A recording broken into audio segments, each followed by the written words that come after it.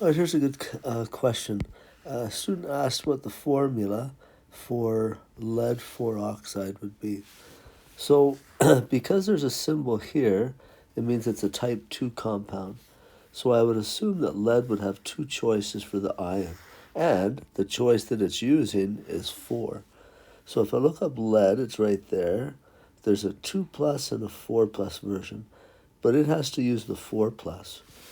So the way I do this is I would write this as a PB, and it has to be a 4 plus.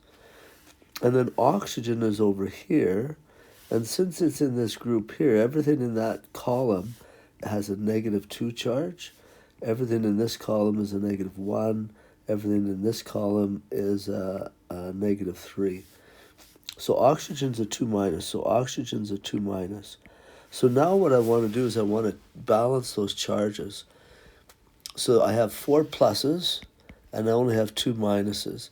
So the easiest way to balance the charges would be to add another O2 minus. So now totally on the negative side, I have negative 4. I have positive 4 over here. So that combination would work. So then you just count up how many you have. So of the lead, I only have 1. So I could put a 1 there, but typically we don't put a 1 there. And then I have 2 oxygens, so I'll put an O and I'll put a 2 there. Okay, hopefully that helps. Let me just do another one down here for you. The mercury 2 cyanide. So I have mercury, and it's saying it's a 2 plus. Then I look up cyanide. It's right... Sorry, it's so small. Where's cyanide? I thought they were... Oh, there it is right there. A CN with just a negative 1 charge. Okay, so mercury, and then CN is a negative 1 charge. So I need to figure out how I can arrange those. I can add as many CNs or as many HGs as I want, as long as the charges get balanced. So here I have a 2 plus, here I only have 1 minus. If I add another minus, then I have 2 minuses and a 2 plus. So the formula for mercury 2 cyanide would be I just need 1 mercury, and then I need 2 cyanides.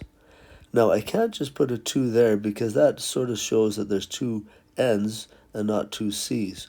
So I put brackets around that to show that. Maybe let me just do one more for you. I'll make one up. Let's do nickel. Let's do nickel 3 sulfate. So nickel 3 sulfate. That's the compound I want to name. So because it's nickel 3, I know that the nickel is a 3 plus. If I go up to my chart here and look up sulfate, sulfate's right there, it's a 2 minus. Okay, so let me go down. So sulfate's a 2 minus. So sulfate is a 2 minus. So now I have to figure out how I can balance those charges. Looks like I can't just put like one more SO4 here, because that'll give me a 4 minus, but on this side I only have a 3 plus. So that doesn't work. Maybe I'll add another one of these. So that'll give me a 6 plus on this side. Oh, and if I throw another sulfate in there, then I'll have a 6 minus on that side too. So then I just count up how many I have. So nickel, I've got 2, so Ni2, and sulfates, I have 3 of them. So sulfate, I have to have 3 of them. Again, not to confuse those, we wrap the sulfate in brackets and indicate that there's 3 of them. All right, hopefully that helps you with naming type 2 compounds.